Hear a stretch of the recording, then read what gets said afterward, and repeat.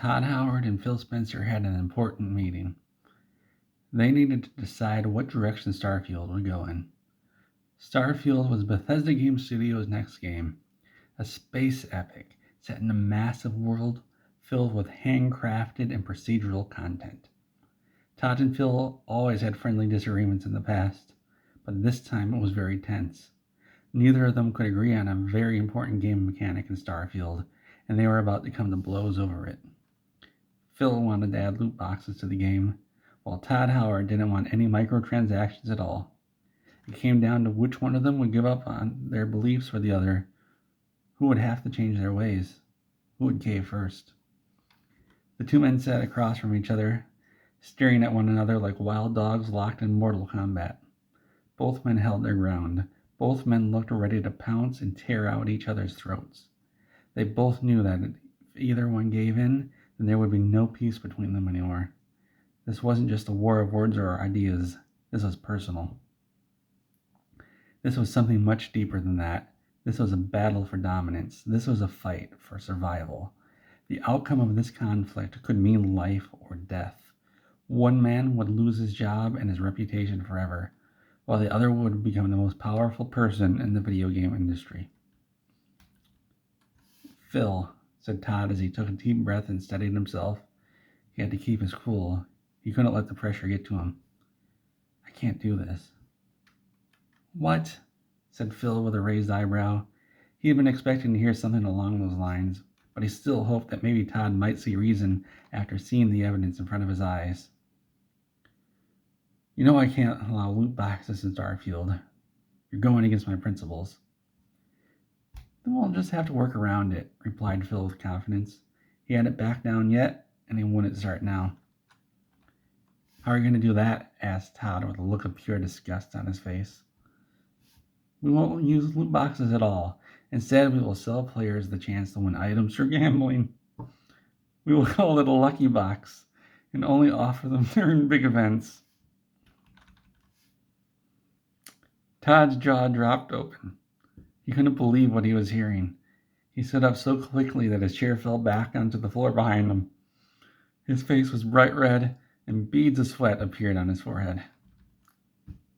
"Are you serious right now? That's even worse," shouted Todd. "Why don't we sit down before we say anything else?" suggested Phil calmly.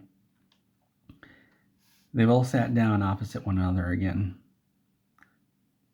"Look, Todd, I understand that this is a big deal for you, but I'm telling you, this way will make more money for us both." "It's not about the money, Phil. Loot boxes are wrong, and I cannot support such practices, not even for profit." "Well, then, we have a problem here.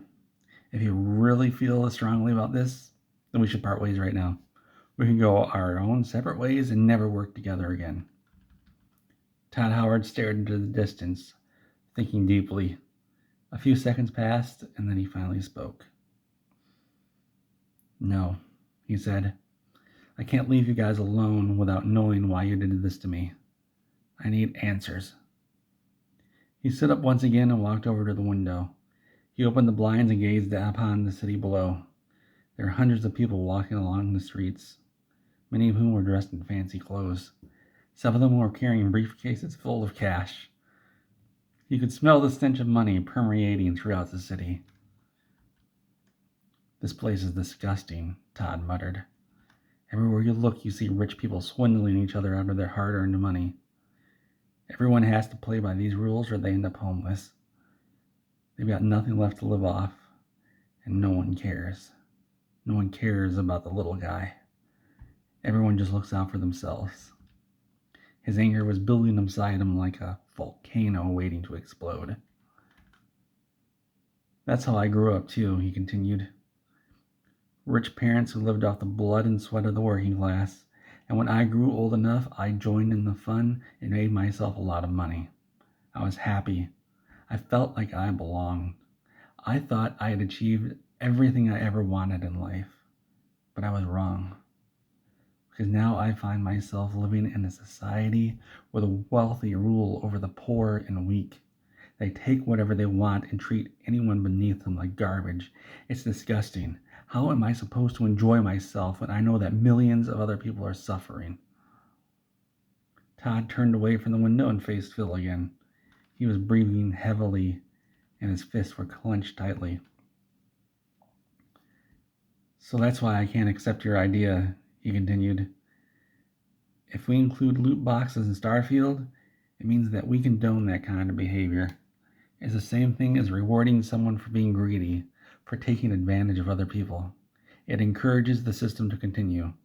What we need to do is change things. We need to bring an end to this capitalist lifestyle that we're living. We need to build a new world, one that isn't run by the greedy elite. But Todd, protested Phil, if we don't include loot boxes in Starfield, it's going to cost us a ton of money, millions of dollars. Think of all the lost revenue we'll have to make up for. So what? Retorted Todd. Starfield is already going to be a huge game. We're going to make billions of dollars even without loot boxes, so what does it matter? Are you willing to sacrifice the lives of millions of people so you can make a few extra bucks? Of course not, said Phil in surprise. I didn't ask for this position in the first place. I didn't want to be in charge of making decisions like this.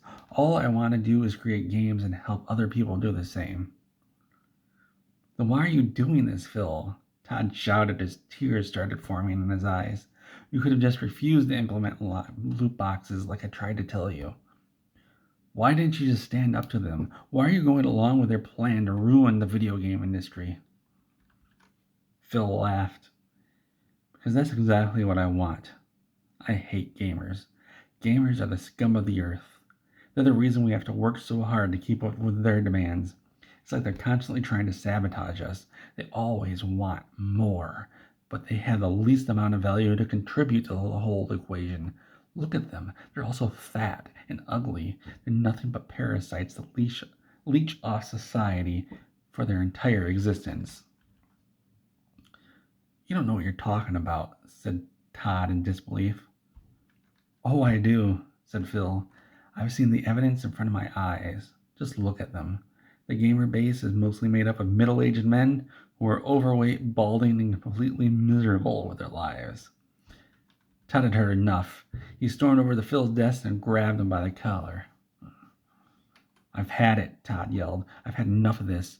You think you know everything? You think you can just walk in and dictate how my game should be developed?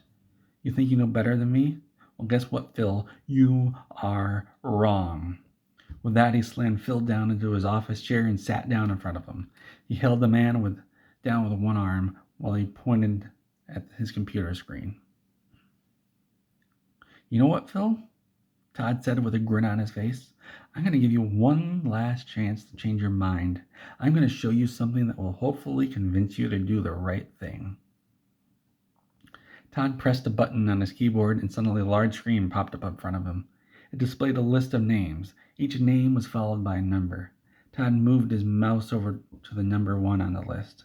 He clicked it once, twice, 3 times until it highlighted in red.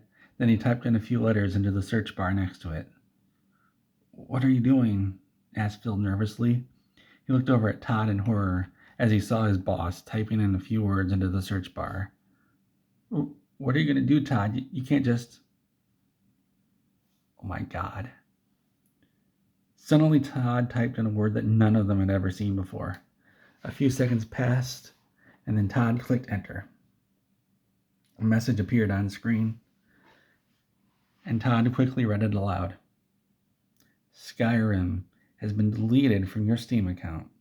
This item is no longer available for purchase or download. You are now logged out of Steam and this website. Why, Todd? Said Phil with astonishment on his face. He couldn't believe what he was hearing. Why did you delete Skyrim? Because I'm the boss, said Todd with a laugh, and you don't screw with me.